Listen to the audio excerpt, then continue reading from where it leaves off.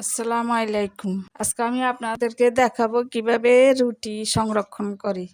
রুটি সকালবেলা ঘুম থেকে উঠে বানাতে আমার সবসময় ভালো লাগে না, অনেক কষ্ট আর অনেক কাজ থাকে, ধোয়া মোছা, খেতে খেতে দেরি লাগে। তো রুটি বানানো তো সবাই জানে ইনশাল্লাহ। যারা জানে না তারা বললে অবশ্যই বানিয়ে দেখাবো, সমস্যা নাই। যারা নতুন হালকা কুসুম গরম পানি দিয়ে শীতকালে বানাতে হয়, কিন্তু গরমকালে নর্মাল পানি দিয়ে বানালেও সমস্যা নেই। শীতকালে একটু কুসুম গরম পানি দিয়ে বানালে রুটিগুলো নরম থাকে। তো আমি রুটি তৈরি করলাম। এই রুটিগুলোকে তাওয়ায় হালকা হালকা তাওয়ায় রাখছি। এগুলা সব প্রায় 1 কেজি আটার রুটি।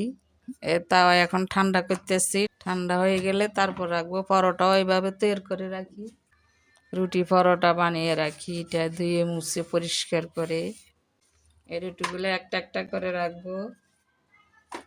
ঠান্ডা একদম ঠান্ডা করে, তারপর নয় পানি ঢুকে যাবে।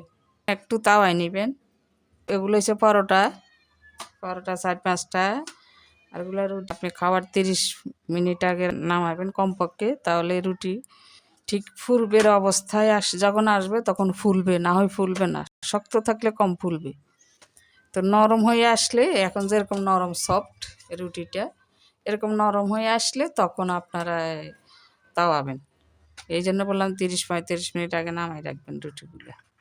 তো এইভাবে সংরক্ষণ করি আমি। এই সংরক্ষণ পদ্ধতিটা আপনার দেখো, আমার যে বলটা আছে এই বলটা দিয়ে ঢেকে, আর যাদের এটা নাই এটা কিনে নিতেও পারে না, না কিনলে পলিথিনে কিনে রাখলে এগুলোতে ভরি, বাস ফ্রিজে নর্মালে রাখলে আপনি 3 দিন রাখতে পারবেন, 3 দিন 4 দিন। আর যদি ডিপে রাখেন তাহলে তো আপনি 1 মাস রাখি রাখিও খেতে পারবেন, কোনো সমস্যা নেই, ঝামেলাটা কমে গেল। এটা আজকে আপনাদেরকে দেখালাম, কেমন লাগলো জানাবেন। আল্লাহ হাফেজ।